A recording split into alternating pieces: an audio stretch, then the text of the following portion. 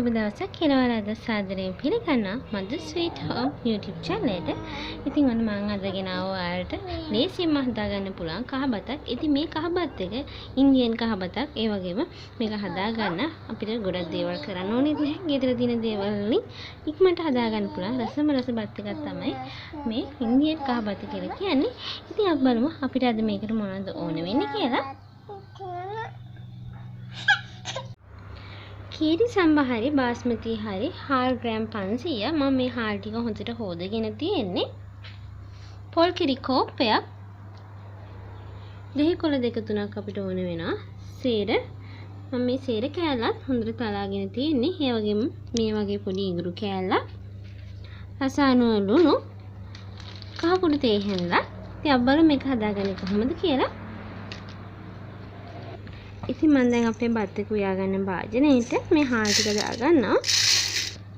මේක දාගත්තට පස්සේ මම ඒකට අපේ පොල් කිරි ටික දාගන්නවා. පොල් කිරි ටික දාලා අවශ්‍ය ප්‍රමාණයට වතුර එකතු කරගන්න ඕන මේකට.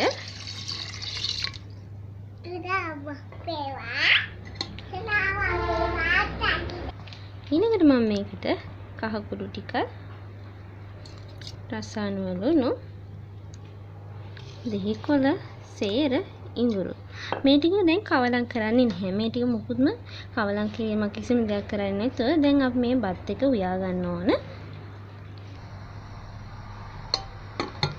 ඉතින් ඔයාලට පේනවා ඇති දැන් අපේ බත් එක තැම්බීගෙන ඒ වගේම මේ බත් එක හොඳට උතුරනවා. ඉතින් මම දැන් මේ වෙලාවට තමයි අපි මේ බත් එක අපි හොඳට මේ විදිහට කවලම් කරන්න ඕන.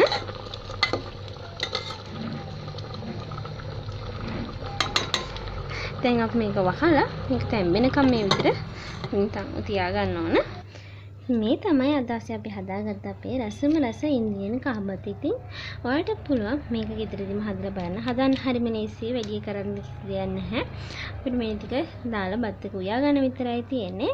ඉතින් බත් එක උයාගත්තට පස්සේ ඔයාලට පුළුවන් අපි දාපු දෙහි කොළ මේ බත් එක පිළිගන්නවන්න කලින් අයින් කරන්න.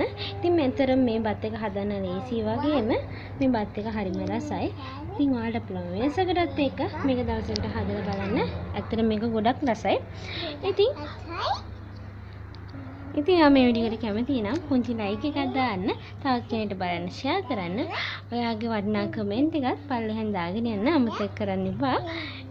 ඉතින් ඒ වගේම ඔයා තාමත් අපේ channel එකට එකතු වෙන්නේ නැති කෙනෙක් නම් දැන්ම පහතේ subscribe button එක click කරලා මේ දැන්ම අපිත් එක්ක එකතු වෙන්න. ඉතින් අපි ආයිත් මේ වගේ රසම රස ගෑම් වීඩියෝ එකකින් හමු වෙමු. ඔයාලට සුබම සුබ දවසක්.